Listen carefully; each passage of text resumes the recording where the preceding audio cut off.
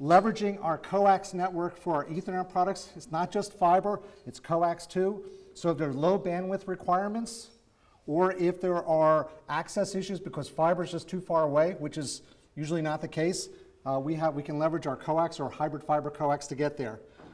We have direct connectivity to the cloud, so if you want to connect directly to AWS or Azure or the IBM cloud, we can do that too. And then finally, if you have that radiologist who's working from home who needs that private connection, not touching the internet, we have Ethernet at home, so they can leverage that cable in their house and have a private connection in there. I also want to mention, and while this really probably makes more sense in the next slide, we also offer a software-defined managed router. This is new for us. So if you're selling our EDI and you want to have a router at the end of that EDI, that Ethernet dedicated internet access, we now actually, for the first time, now sell routers, believe it or not. Isn't that crazy that we just started that? But I really want to spend the most of my time about talking about ActiveCore and SD-WAN. What is ActiveCore? ActiveCore is our SDN platform. I heard some other people talking about SD-WAN today. I didn't hear anyone talking about an SDN platform. SDN, software-defined networking. It is the platform for all of our future products. So when we talk about strategic products for Comcast, we talked about internet access over cable, we talked about connectivity, leveraging our Ethernet platform, and now we're talking about ActiveCore. And our first product on ActiveCore is our SD-WAN product. So I can be a little bit on camera, I'll hang back here, even though having Kismet on camera would probably be much better. So I'm just going to click through this. What is ActiveCore platform? ActiveCore platform is a hosted carrier-grade solution. This is a part of our network that's built, or I should say a system that's built directly into our network. It is co-located in 4 different places right now. With our SDN platform, it's designed to serve virtual network functions. What's virtual network functions? Those are applications that you use on the network. Think of it that way, applications for the network. Talk more about that in a second. Our Active platform has a groundbreaking digital experience. If you've used our X1 at home, or if you've used some great solutions in the cloud that are really intuitive, that's what this is. This isn't that really functional engineering, ugly, I need a degree to be able to operate type of experience. It's ready to go. And of course, gigabit ready, because we're all about gigabit. This year, we are going to surpass 100 terabits per second. I believe the first network in the world to do so. So lots of bandwidth, and gigabit is driving that. Now, on top of that platform is our SD-WAN product. So let me kind of click these. First product in Comcast history that was designed to be a over-the-top solution, which means that our SD-WAN not only works on our network, and works on our network great, and hope that you sell lots of our network with it, but it'll also work with our off-net providers as well, or bandwidth that you bring for us, or bandwidth the customer already has. Internet bandwidth, NPLS bandwidth, VPLS bandwidth, point-to-point bandwidth, it works with all that stuff. And so that's the first product we ever designed to do that. Designed for hybrid networks, kind of saying the same thing. Router and firewall. We believe that any SD-WAN solution, WAN solution requires to not only be the VPN that you expect it to connect your sites together, but have routing capabilities and firewall in as well. You have to protect the sites that you're using. And then, of course, simplified policy management. And I'm going to give you a little bit of a demo of our digital experience at the end, but so I'll just pass through that. So when we think about what happened in the smartphone revolution back in like 2007 when that iPhone came out, and a couple years later when Android phones came out, the whole concept of what we thought of smartphones changed. So before 2007, who here had a digital camera, point-and-shoot camera? Who here had a little DVD player? Who here had a flip phone? Who here had a Garmin or an iPod? And these were all hardware-dedicated devices. And now, those are nothing more than apps for your smartphone. Am I wrong? So take that same concept, and let's turn that into software-defined networking. So rather than taking a hardware router and coupling it with a firewall, coupling it with a VPN device, and having to rack and stack equipment and manage them on a site-by-site basis. Let's all make them just applications or virtual network functions of a 1RU type server that's kind of dumb, Intel chipset. And you can size that server for a small application or for a very large application, depending on what the bandwidth and applications they're going to be running are. And that's the kind of the foundation for what we call the universal CPE and how we've designed our active core and SD-WAN solution. Do we have a question? Oh. Any questions? Any questions? Let's make it interactive. Don't hesitate on interrupting Lee as he's talking and really getting involved in the presentation, and because I know it's a lot of information. Yes. So I have a diagram here, and I'm going to wander over there because I don't like to stand still. You can see from a multi-broadband strategy, we have 2 sites up there, but you can leverage, what do I keep stepping on that does that? You can leverage internet access, multiple internet access as a site. A customer can leverage their existing NPLS if they have that. They can leverage cellular connectivity. You can support currently up to 4 connections on our solution. So if someone's concerned about high availability, that's not really a concern anymore because we're supporting up to 4. Most customers usually end up with about 2. So with about 2, you might use Comcast cable internet base, or maybe something that's Comcast fiber-based for one of the connections. And then the second connection might be, a 4G LTE backup that we also do provide. It might be a DSL connection or a PON connection from some other provider, or whatever else you want to add. A lot of customers have existing NPLSs. And while I don't know that I believe that SD-WAN will completely take NPLS off the table tomorrow, being able to connect to that NPLS bandwidth and be able to leverage that for important things that are quality of service sensitive, and then being able to leverage internet access to break off that Spotify and Pandora that's clogging up so many networks today, and to have that SD-WAN platform manage that on a connection-by-connection basis to what you see fit or to what your customer sees fit is very important. So I'm going to, from a customer experience, drove so much of what we do, and rather than to kind of hang on this slide, I'm going to kind of click through. So one of the things we did, we think that people interact with their technology in many different ways. And one of the ways they interact with their technology, and it's pretty typical for us as well as our competition, is we have a portal. You go in there, you configure your sites however you see fit, you create templates, you apply those templates. So we have a 20-site network, 19 are remote offices, so those 19 get the same template. You bring up a site, boom, it's up, no issue. You're configuring it that way. You have a different configuration for your headquarters, 2 different templates. You've now configured your whole entire network, so to speak. So we have a portal like everybody else, a great portal that I've talked about earlier, and maybe I'll have a chance to show you a little bit of that in a little bit. We have a phone app. This phone app is not just open up your web browser to see the portal. It's an actual app. And in fact, in a few minutes, I'm going to ask you to download the app to your phone because I want to demonstrate it. And then last, and I don't think anybody has this, is voice enabled. We can ask Alexa a question. Sure. So now here comes the fun part of the exercise.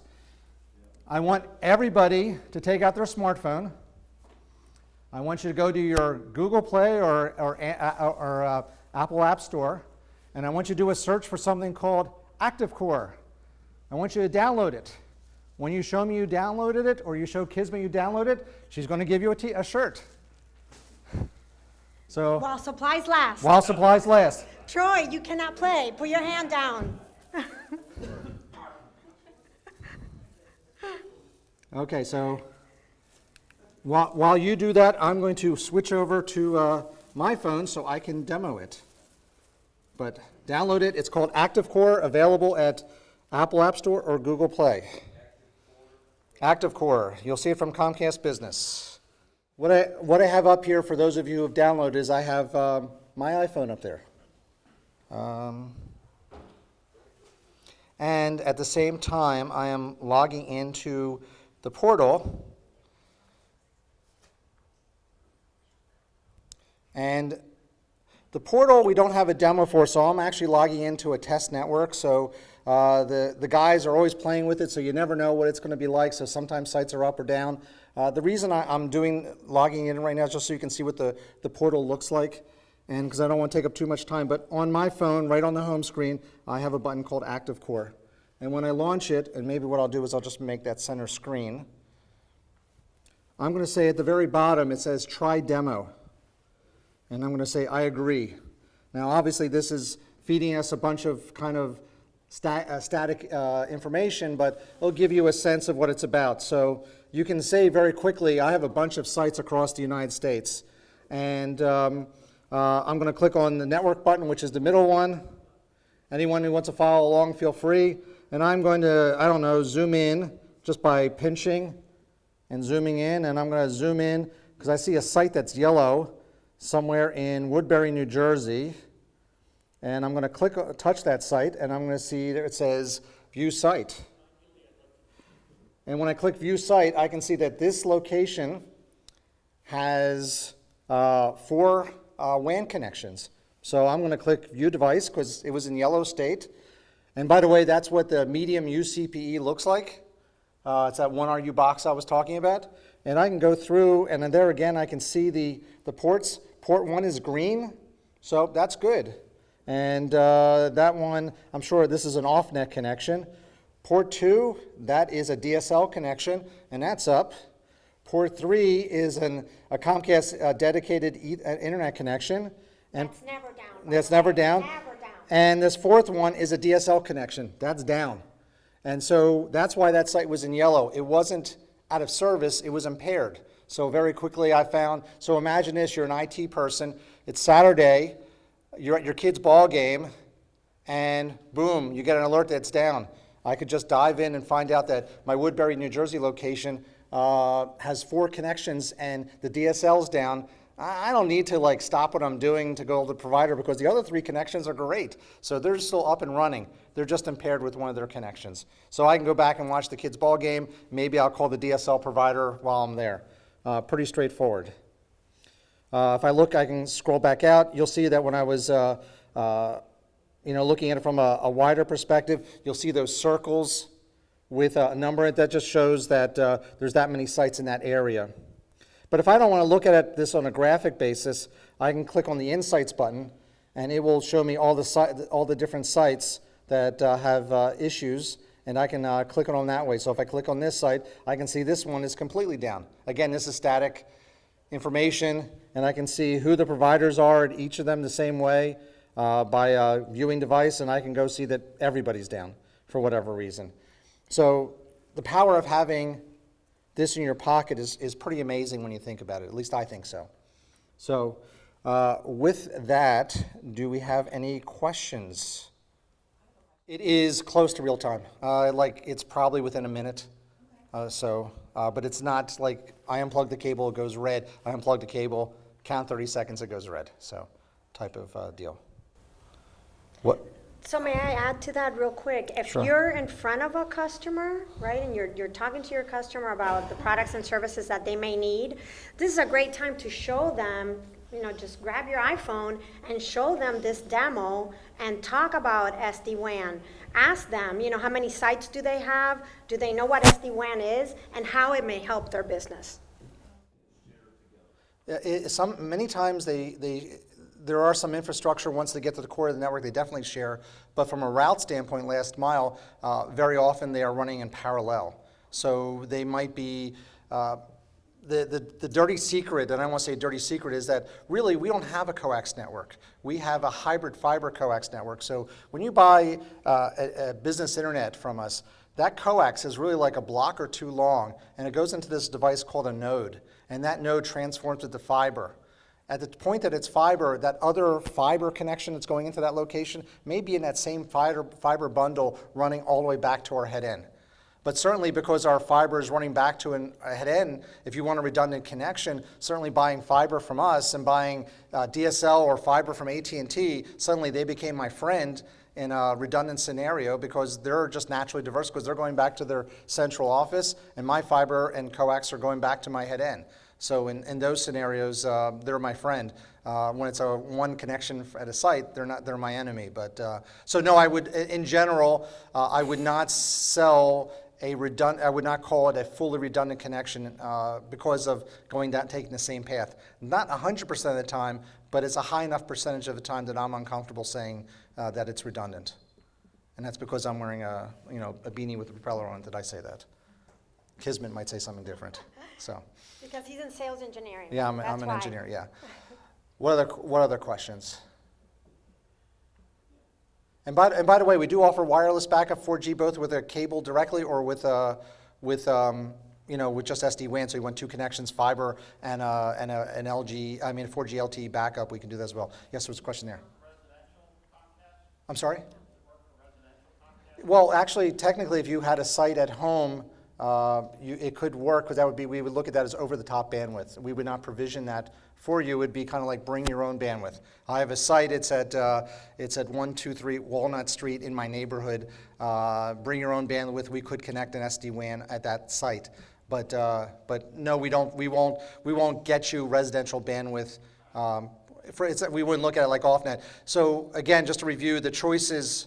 A couple of the points I want to make. The choices are when you buy SD-WAN from us, we can provide bandwidth that's Comcast. We can provide bandwidth that's third party, 30 different providers nationally, or you can bring your own. Those are the options, and you can bring your own. I would also mention from a sales standpoint that because there is no infrastructure associated with SD-WAN specifically, that there are no ETFs on it. So if you have a customer who's not really sure they want SD-WAN, they sign a 36-month contract, and they're into it 5 months, and they say, you know what, this is not working the way I want to, they can give back the SD-WAN portion of it penalty-free. Not the case with the access, but certainly the SD-WAN portion. Very often people will come to us and say, I want to try it for a month or two. We can ask our financial team to approve a 38-month contract with the first 2 months free with that same no ETFs associated with it. So somebody can always get a 38-month contract, get the first 2 months free. If they don't like it in 2 months, return it. No fuss, no muss. And if they love it, which I know they will, they'll be keeping it for 36 more months. Yes?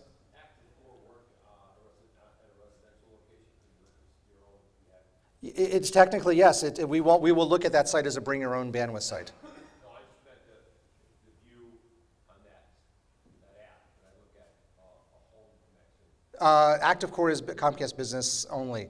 Our residential side of the house has their own tools that will give you some of those same capabilities, but not as cool as ours, of course. Yes? With respect to provisioning other carriers. Yes. So, if you're delivering a holistic solution. Yes. How clean is the process? That's the million-dollar question. I'm sure everybody, he has 10 different people that have 10 different experiences, but we've been working off-net with providers from our Ethernet side of the house for a very long time, and it's most of those same providers that we're reselling their internet connections as well. So it's pretty smooth. We know exactly what we're looking for from those providers, so it's probably smoother than bringing your own. What we found with bringing your own is sometimes people will have a device that's natting at the end or something like that, which kind of gives us some heartache. So when we order it on behalf of the customer, we're getting exactly what we want. Plus, when we order it, we then own the relationship. We become the single throat to choke for the entire network. And there's an SLA associated? There's an SLA associated with it. For on-net sites, we have a mean time to repair of 4 hours. For off-nets, next business day. So if you're in Cleveland, it's going to be next business day. Where we're standing right now, it's going to be 4 hours.